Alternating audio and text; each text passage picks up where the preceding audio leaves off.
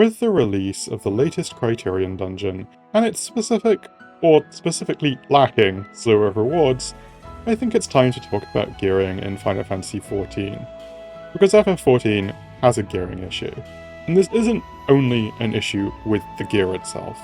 Because of the nature and structure of this MMO, the gearing issue impacts the entirety of endgame, its speed, its variability, and its overall value. Criterion dungeons, both past and present, are a principal example of this problem, because they highlight the weaknesses of the current system when it comes to attempts to diversify the endgame experience. I want to say at the start that there are things I really like about FF14's gearing system. As someone who has taken breaks from the game, I really appreciate that the gear system essentially resets every even patch.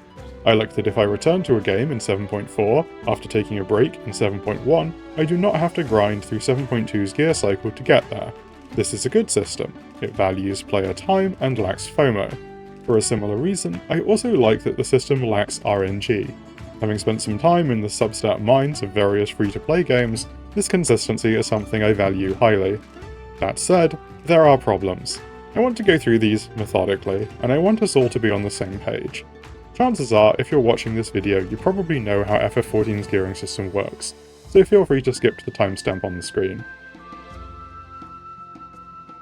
In FF14, like many RPGs, every job will have a combination of gear that offers the most optimal stats and substats. This makes up what is called best in slot, or BIS. What is the best chest piece, legs, gloves, accessories, etc. In Final Fantasy XIV, BIS essentially resets every even-numbered patch when a new raid tier is released. Each of these cycles releases a series of gearing options that are relatively static. The most evident visual reference for what piece of equipment is best in slot will be its item level. Better gear will have a higher item level. The overall eye level boost from expansion to expansion is around 130. The only exception to this has been Heavensward, which increased the eye level by 140 over ARR, from 130 to 270. Eye level itself is often just an indicator of what piece of gear has higher main base stats, although it also impacts some things directly. Limit break damage, for example, is calculated based on your party's average eye level. At present, within each gearing cycle, a job will have two routes to maximum eye level equivalent gear: Savage Raids and Capped Tomestones. There will also be lesser gearing options within each cycle, including dungeon gear, normal raid gear, and crafted gear, as well as Alliance raid gear in the follow-up patches, and less predictable options coming from side content such as field op zones, chaotic Alliance raids, etc. Dungeon gear is generally intended as catch-up gear for people who skipped over previous gearing cycles, while others offer incremental boosts throughout the current tier. If a player is aiming for best in slot, they will want a combination of both augmented Tomestone and Savage Raid gear. While eye level equivalent gear will have the same main stats, they will have different substats, and in different amounts. The player will look at, for example, whether the Tomestone or Savage gear piece for a specific slot has the better substats, usually higher crit rate, and aim for that in order to reach best in slot. The quest for BIS, as it currently stands, has a few issues. One that is perhaps most and yet least obvious is that for the majority of FF14 players it is fundamentally meaningless, beyond the general dopamine hit of getting stronger. There is no content in which average players require best in slot, and so pursuit of augmented Tomestone gear is essentially simply a pursuit of self-satisfaction and die channels, which is fine, no harm there. But it is a problem that Yoshi P himself has raised recently, suggesting they may start adding things like glamour and mounts to capped Tomestone pools to incentivize players who do not care about gear. This should be a good thing, in my opinion. For those who do seek BIS and actively pursue Savage raiding, acquiring best in slot serves two purposes. One is simply to clear the Savage raids faster and more effectively. This is a kind of internal motivating force where the gear acquired in the content assists with that content. The other is that, in the event of an upcoming Ultimate raid, as is currently predicted for 7.5, BIS will be a requirement for participation.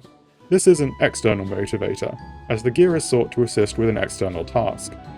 So, in summary, we have three general motivations for seeking out best in slot in any given gear cycle. The first is simply as a form of character growth and expression, to see number go up. The second is to be able to clear high-end content faster and more efficiently, in the same way one might chase Etherpool in a deep dungeon or elemental gear in Eureka, but more generalized. And the third is as a necessary preparatory step for future content, notably ultimates. This third motivator is not always present. Ultimates do not drop every odd patch, thank the 12, but it is in the case of ultimates that the limits of the gearing system really start to show, and I want to talk about how.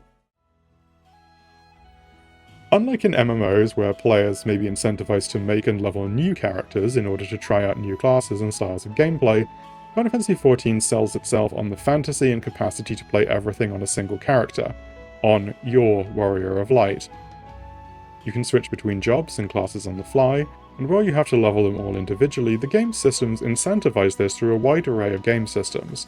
The Armory bonus, which gives more experience to jobs below your highest level combat job, server bonuses, the roulette system, Wondrous Tales, Bosnia and Deep Dungeons, etc. These systems exist to help players level alternative jobs on a single character, and it does so very effectively. I have every job in the game at max level, for example, and I am far from alone.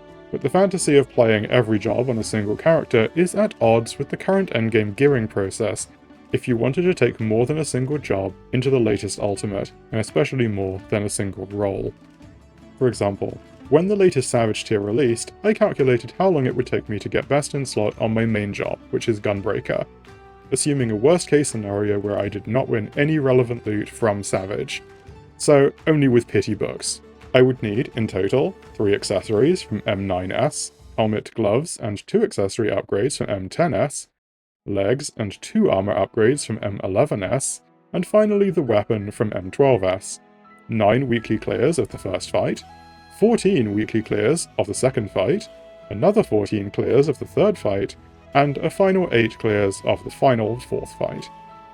A major patch is approximately 19 to 20 weeks long, and since Savage released on week 4 of the current patch, rather than the usual week 2, this means that with the worst luck, it would take me essentially the entirety of the 7.4 lifecycle to gear a single job. I cleared M9S and M10S week 1, and have cleared them every week since, and I got the Helm last week with books. I have still not won a single upgrade material. I am a Gunbreaker main. This affords me a small advantage in that I can use most of my gear on all 4 tanks. The issue is that I don't really play other tanks. I primarily also play Ninja, which uses scouting gear, rarely Monk or Samurai, which use striking gear, or Dancer, which uses aiming gear. So up to 4 separate sets.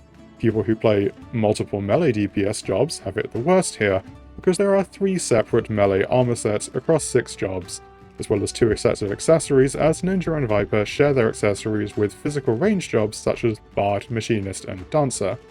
My RNG in Savage this tier has been noticeably abysmal, yet even assuming a best case scenario in which I joined a raiding static that cleared the entirety of week 1, it would still take approximately 8 weeks to fully gear out a job, depending on composition, and assuming a fair distribution of loot.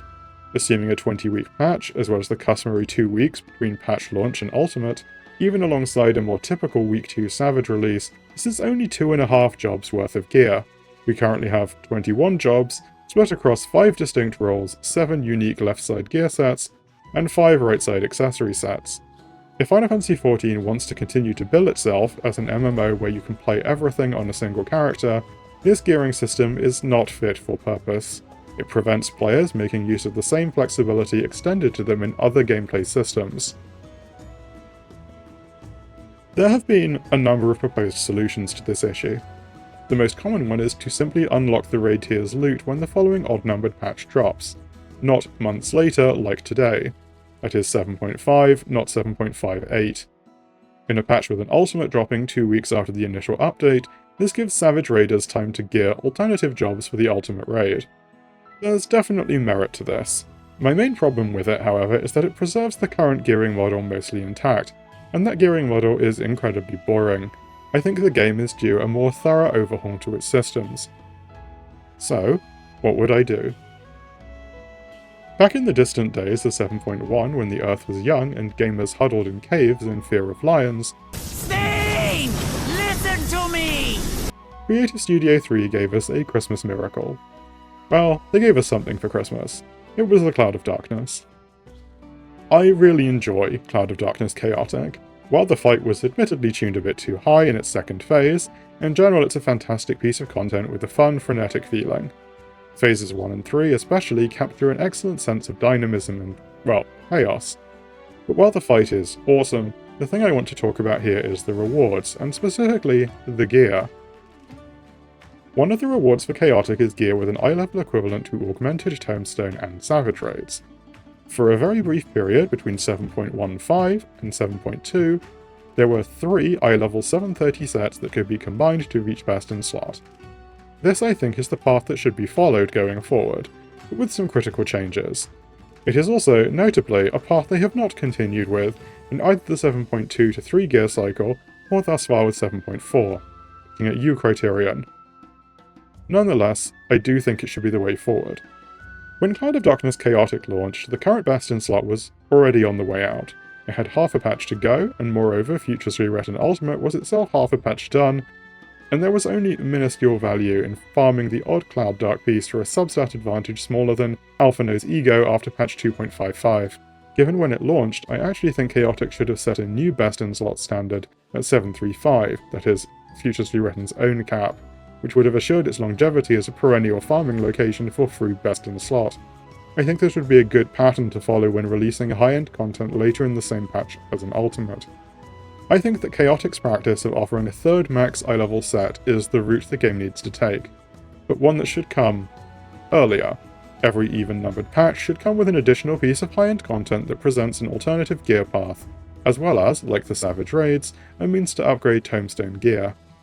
Chaotic is one form this could take, but I believe this third route should be more variable and bespoke.